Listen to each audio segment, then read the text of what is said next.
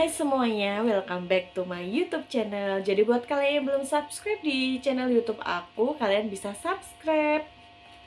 Oke, jadi itu sebenarnya udah banyak banget ya pertanyaan tuh yang masuk gitu ke DM aku ataupun lewat WA juga gitu kan ya. Dan karena keterbatasan apa ya, waktu juga gitu kan, jadinya aku belum sempat bikin beberapa video untuk menjawab pertanyaan dari teman-teman semua. Pokoknya satu persatu itu bakal aku jawab lah, setahu aku gitu kan ya. Yang pernah aku bahas pasti nggak bakal aku share lagi gitu. Jadi karena mewakili beberapa pertanyaan teman-teman ya yang pengen jadi QC, makanya hari ini itu aku akan share ke kalian gitu kan, sesuai dengan pertanyaan-pertanyaan yang masuk. Syarat fisik untuk jadi QC di pabrik garment itu seperti apa gitu ya. Syarat fisiknya gitu kan. Karena yang syarat yang non fisik seperti itu ya, maksudnya seperti kemampuan dan lain sebagainya pernah aku bahas gitu kan ya. Untuk jadi QC itu yang dipersiapkan apa saja gitu. Dan pada kesempatan kali ini aku akan menjawab pertanyaan teman-teman juga untuk syarat fisik jadi QC di pabrik garment itu apa saja gitu. Boleh gini nggak, boleh gini nggak, dan lain sebagainya. Yang pertama itu ada yang tanya gitu kan ya, kalau jadi QC di pabrik garment itu ada minimal tinggi badan sama berat badan atau tidak? Jawabannya adalah semua itu tergantung dengan persyaratan dari perusahaan masing-masing.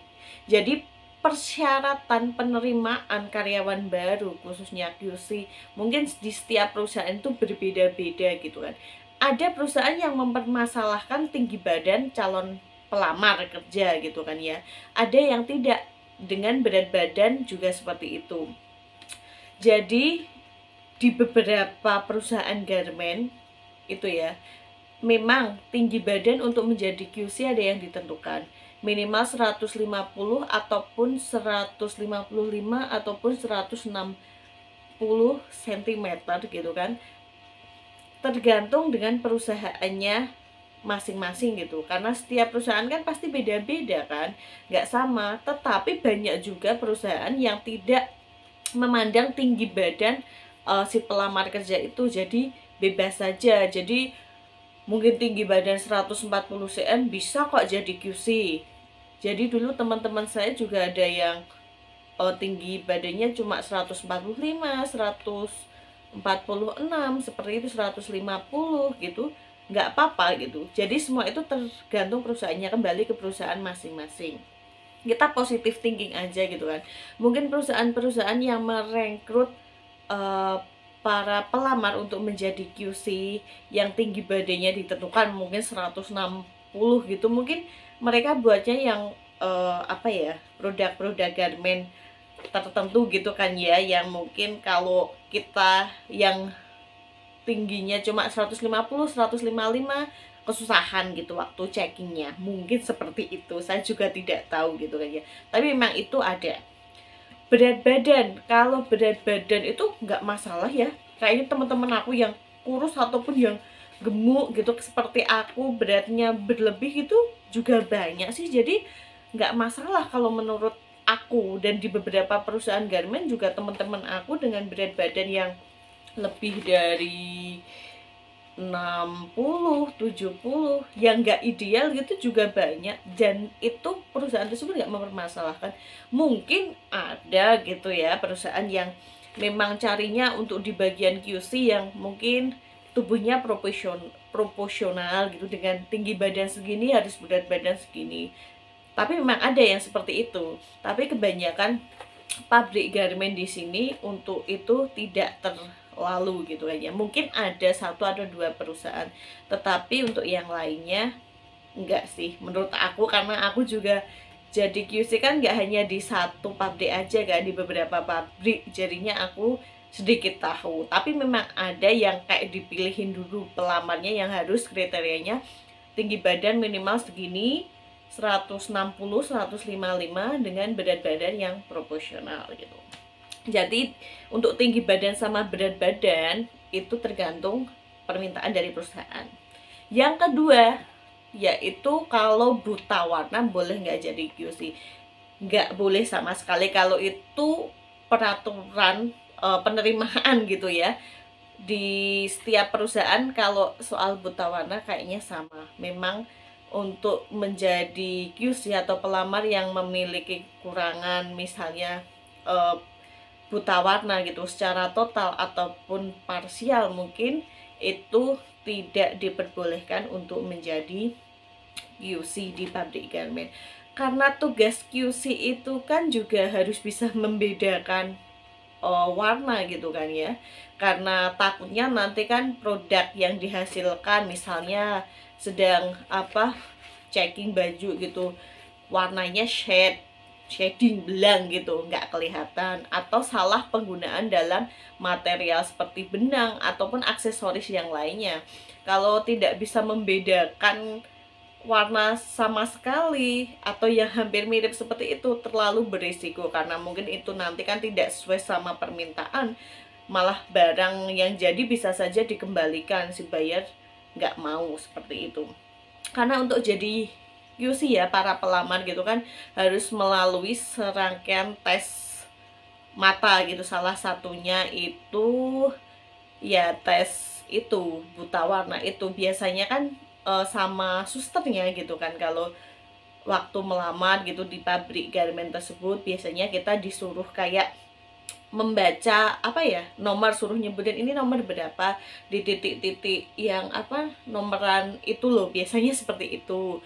Dan biasanya juga untuk QC itu ada kayak Mansell test, kayak seperti mengurutkan warna dari yang terang ke gelap atau yang gelap ke terang seperti itu ya. Dulu aku sering gitu. Kalau Mansell test tuh kayak bulat-bulat gini berisi beraneka ragam warna, nanti kita suruh mengurutkan gitu dari yang terang ke yang gelap seperti itu. Wajib ya kalau QC, biasanya di beberapa pabrik garment waktu aku kerja disuruh seperti itu. Jadi untuk yang buta warna baik total maupun parsial kayaknya memang nggak bisa ya untuk jadi QC di pabrik garment. Yang ketiga yaitu kalau matanya minus silinder bisa nggak sih jadi QC ya? Kalau yang ini ya, yang mata minus itu boleh nggak sih jadi QC di pabrik garment?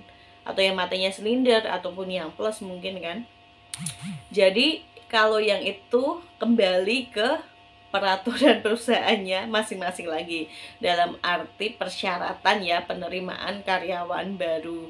Karena di beberapa pabrik garment ketika saya bekerja itu boleh teman-teman yang memakai kacamata atau punya minus gitu kan, cylinders juga, asalkan kacamata yang digunakan tepat sehingga tidak mengganggu penglihatan mereka gitu. Jadi tetap bisa bekerja dengan checking kan, namanya QC kan kalau di pabrik garment kan ya checking seperti itu. Karena checkingnya itu kan dari jarak dekat juga, yang penting mereka yang minus memakai kacamata sesuai kebutuhan matanya masing-masing. Jadi kan nggak ganggu penglihatan, jadi bisa bekerja seperti mereka yang matanya mungkin masih dalam penglihatannya masih normal seperti itu. Di beberapa pabrik garment itu nggak apa-apa yang seperti itu.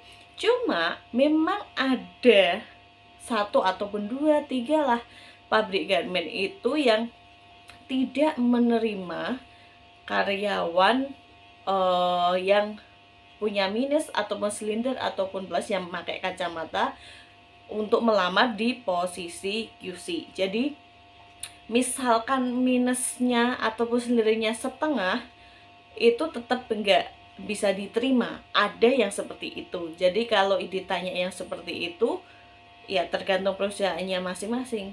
Meskipun itu silinder minus setengah, iya, saya punya pengalaman tersendiri soalnya. Saya ditolak meskipun saya berpengalaman seperti itu. Padahal kan kalau saya yang misalnya ya, saya kemarin kan jadi salah satu pelamar yang ditolak seperti itu.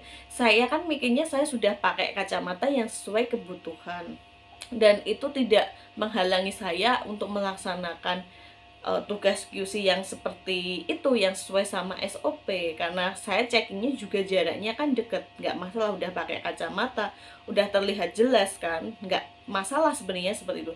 Tapi dari pihak rekrutmennya tidak memperbolehkan, ya jadinya mau nggak mau ditolak, disuruh di bagian yang lainnya yang memperbolehkan, seperti di saving dan lain sebagainya seperti itu.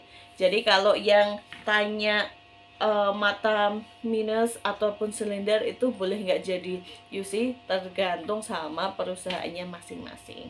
Oke ya. Oke, kadang kan gini ya, untuk kita itu kadang itu nggak tahu gitu loh, mata kita itu minus, silinder atau plus gitu. Itu kadang kita itu nggak ngeh gitu. Kita itu kadang ngeh itu setelah kita itu melalui serangkaian tes kesehatan gitu kan di perusahaan garmen ketika melamar kerja. Kan jadi gini, kalau tes kesehatan itu ya, itu ada perusahaan garmen yang meminta kita itu kayak bawa surat sehat. Jadi kita melakukan tes kesehatan memang dari luar gitu. Tetapi memang ada beberapa perusahaan garmen yang meminta kita melakukan tes kesehatan di perusahaan tersebut, karena di perusahaan tersebut disediakan klinik kesehatan kan, ada perawat sama dokternya.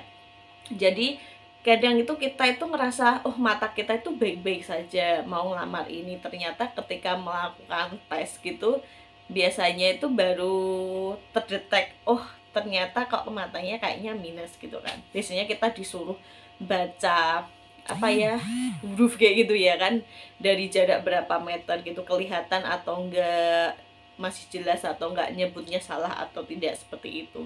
Biasanya kalau kayaknya teridentifikasi gitu ya sama dokternya kayaknya minus gitu, nanti kita suruh periksa sendiri gitu kan, dan ditolak, biasanya seperti itu gitu kan. Jadi kalau mata minus ataupun silinder ataupun plus ya tanya dulu ya di perusahaan tersebut untuk posisi QC bisa nggak melamar kalau memang punya permasalahan penglihatan seperti itu. Oke, selanjutnya kuku ya. Jadi pelamar biasanya itu kalau mau ngelamar jadi QC, saya sarankan ya untuk memotong kukunya. Jadi kita nggak boleh punya kuku panjang, karena sebagai QC memang tidak disarankan punya kuku yang panjang gitu kan ya. Dan memakai perhiasan seperti itu, seperti cincin seperti itu, biasanya itu dilarang gitu biasanya gitu, tergantung perusahaannya lah. Tapi kalau yang kuku ini biasanya tuh wajib gitu, nggak boleh, karena nanti itu bisa bikin reject kainnya juga, bikin apa namanya, dancing, serat ketari dan lain sebagainya. Jadi buat kalian yang mau ngelamar di pabrik garment ya, untuk jadi QC kukunya saya harap dipotong dulu gitu kan ya, sampai mepet ya, nggak mepet-mepet banget nanti kan sakit gitu. Dan jangan menggunakan kuteks. Oke, jadi yang tanya kukunya boleh panjang nggak boleh ya. Kalau mau ngelamar jadi QC kukunya harus dipotong terlebih dahulu. Terus make up yang berlebihan gitu biasanya juga tidak diperbolehkan, tapi kembali lagi ke peraturan perusahaan tersebut gitu kan ya.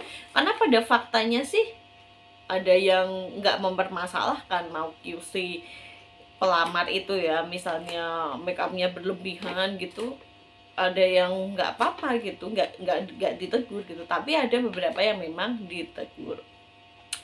Dan selanjutnya ini tuh persyaratan-persyaratannya aku sebutin tuh pastinya pro kontra gitu kan ya. Cuma yang apa namanya, yang bener gitu tuh ya biasanya itu yang sama nggak bisa diterimanya jadi seorang UC ya, buta warna itu tadi. Kalau yang lain aku sebutin dan ini terakhir nih nanti aku sebutin itu tuh masih jadi pro kontra, ada yang boleh ada yang enggak. Rambut dicat gitu, ada ya satu perusahaan gitu ya, saya pernah ngelamar juga dan aduh kok kayak gimana gitu.